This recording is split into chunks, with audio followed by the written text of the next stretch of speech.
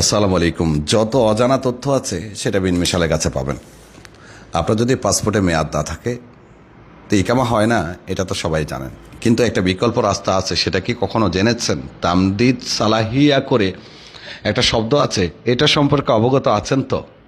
যদি না থাকেন, যেহেতু এখন পাসপোর্টের সংকট চলছে, আপনারা সবাই জানেন যে কাগজপত্র জটিলতার কারণে অনেকেই ই পাসপোর্ট করতে পারছেন না।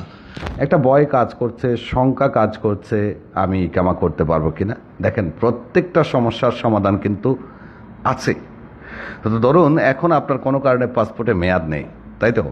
এখন সরাসরি সিস্টেমে আপনার কফিল চাইলে কিন্তু আপনার ইকামা করতে পারবে না।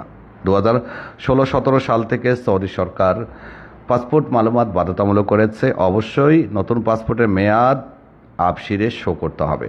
তো সেই নিয়মে যদি আকামা করতে যায় তাহলে আপনার অবশ্যই আবশিরে মেয়াদ থাকতে হবে। তা আগে একটু জেনে নিই যে আবশিরে কতদিন মেয়াদ থাকলে আপনার ইকামা রিনিউ করা সম্ভব, তারপরে তামদিদ সালাহিয়া সম্পর্কে তথ্য দিব। আবশিরে আপনার ন্যূনতম মেয়াদ যদি 5 দিনও থাকে তাতেও সমস্যা নেই, আপনার ইকামা রিনিউ এবং ট্রান্সফার হয়ে যাবে। ন্যূনতম মেয়াদ থাকলে হয়ে যাবে, 3 দিন 4 দিন 5 দিন থাকলেও হয়ে যাবে। শুধু আপনার পাসপোর্টটা আবশিরে আপডেট দেখালেই হবে। ওকে, এটা তো গেলে একটা তথ্য। এবার আসুন তামদিদ সালাহিয়া। এটা মূলত হলো অতিরিক্ত মেয়াদ বাড়ানো। এখানে আপনি 2টা অপশন নিতে পারেন। একটা অপশন হলো সরাসরি অ্যাম্বাসিতে গিয়ে হাতে লিখে 1 বছরের জন্য মেয়াদ বাড়িয়ে অথবা 2 বছরের জন্য মেয়াদ বাড়িয়ে সেটা মালুমাত করে, এটাও তামদিদ।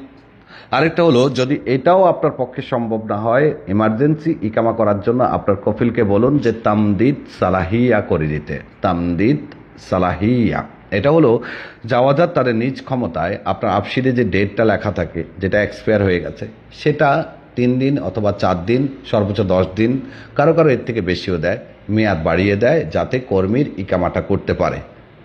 ওকে, অপশন আছে, প্রবলেম সলভের রাস্তাও আছে।